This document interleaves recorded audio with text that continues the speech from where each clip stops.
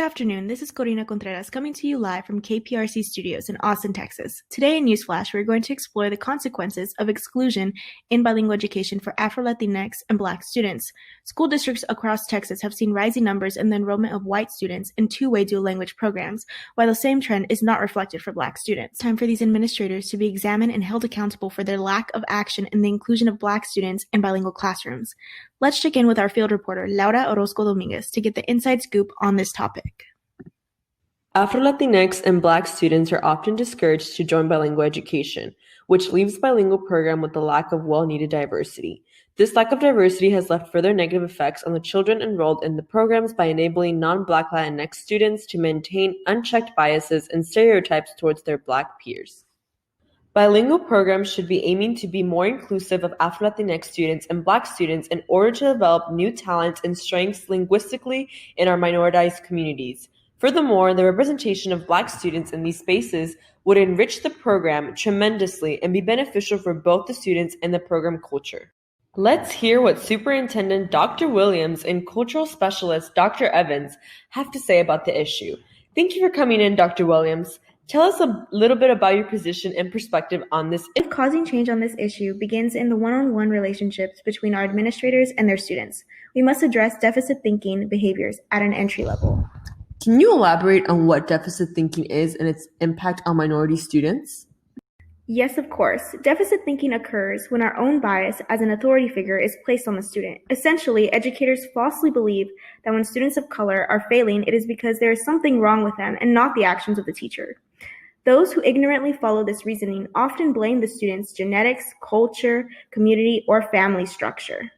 These claims have all been disproven but spread to this day. The result of this, if you think that the student is not capable due to a number of factors, such as the student being labeled at risk or falling behind in one subject area, then it permits you to teach them as if they are not capable. This colorblind racism is a disease in our schools which will always need to be confronted and dismantled. Dr. Evans, can you comment on what actions educators can take to combat the phenomenon Dr. Williams is describing? Educators will always have room to improve when shifting away from their biases to becoming more intentional. To become more intentional when educating Black and Afro-Latinx students, every teacher must become dedicated to anti-racism, self-education, and reflection. This is a constant process, but even more importantly, it must be prompted, supported, and continuously challenged by administrators. The work that must be done to transform bilingual and dual education should be occurring between the decision makers who create bars against the accessibility of these programs. These bars facilitate the internal segregation of schools between different classrooms, and as a result, racial inequity as a branch of racism in education persists. Who are these decision makers and what kinds of bars exist at the moment?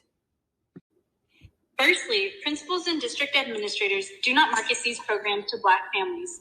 In general, when information on these programs is shared, it may mention the academic and career benefits for students in the future, but it does not demonstrate the unique opportunity to participate in a culturally diverse classroom through the language interactions between students whose primary languages can be either Spanish or English, and even Vietnamese at some schools in AISD. Secondly, these programs test for language fluency on a scale as a requirement for entrance, which becomes problematic when those who are testing Black students do not value AVE as true English. I'm here at Palm Elementary, which offers a dual language program for two-way immersion. With me, I have a parent of two students enrolled in the program. Mrs. Johnson, what has the school been doing to advertise TWI programs to Black families? Do you feel that you are welcome in these programs? Our Black families deserve so much more information on bilingual education than what is offered to us at the moment. I needed to dig through a number of resources to enroll my son in the dual language program. Schools tend to forget us when information is voluntarily given to other families who have proper connections and tutors to support the students before they even enter the program. The Black community has always been put on the back burner in our society, and this is no different within the context of receiving quality programs to enrich our students' learning experience. Schools will always look at the race of my children and unchecked boxes for them saying that they are doing so on their behalf or for their benefit. But I know that my children are beyond capable when it comes to participating in a bilingual program. My children picked up on reading and writing literacy before it was ever expected of them.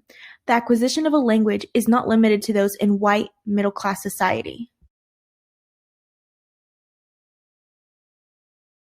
What type of classroom culture have you experienced with your child's teachers? In what ways have you been included and excluded? Every teacher is different. I can be pleasantly surprised by the philosophies teachers have been including my student in the classroom.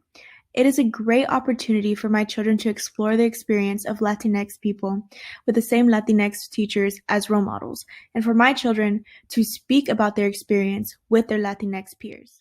I love meeting teachers who include Black literature in the classroom, provide a critical eye to teaching history, and actively work to know my child and serve their interests.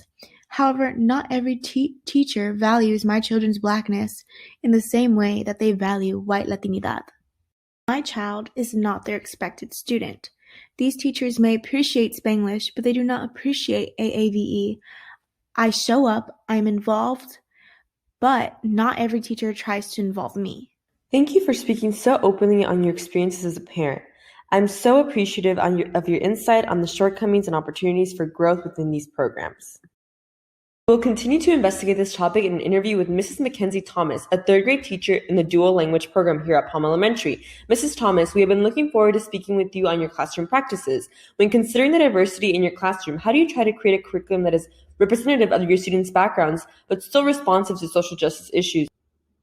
Some years, it feels like I'm actually teaching, while other years I try to teach, but I am also acting as a social worker, sometimes parenting the kids in some cases. The parents don't make sure their kids are eating and acting right, and it can take away from the learning process in my classroom. I always try to get to know the kids so I can share stories that talk about their culture, but sometimes I just can't find the right books or materials. Other times, it's the students themselves who get in the way of their own learning. I'm sorry to hear that. You can't seem to find the right materials. Are you aware that the public library carries an children's books and another for bilingual literature? I was also wondering, in what ways do students, as you phrase it, get in the way of their own learning, and how do you deal with what you perceive to be student behavioral problems? Well then, I might just check out the library.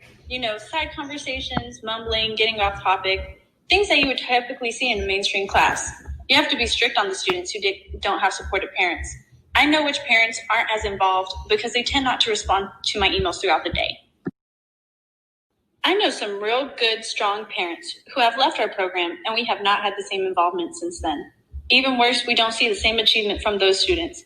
It feels like they aren't ready for content and language learning, and we need more students who are dual language material. Have you considered whether the side conversations and getting off topic are ways your students are trying to express their interests in a way that you might be able to redirect into content and learning, or possibly an opportunity to have an open dialogue and challenge them linguistically? Other types of parents typically fall in those categories. Furthermore, what can you do as a teacher to ensure that there is higher achievement for the students in your diverse classroom? Well, I think that's the end of this conversation. Have a blessed day. Okay, Karina, back to you in the studio. Thank you, Laura. Since parents and other teachers have attempted to reach out to administration to discuss these issues and haven't received helpful responses, as journalists, we want to highlight the inequities that are occurring in our community and call out the school district for not valuing all of their students despite claims for diversity and equity. Thank you for tuning in tonight.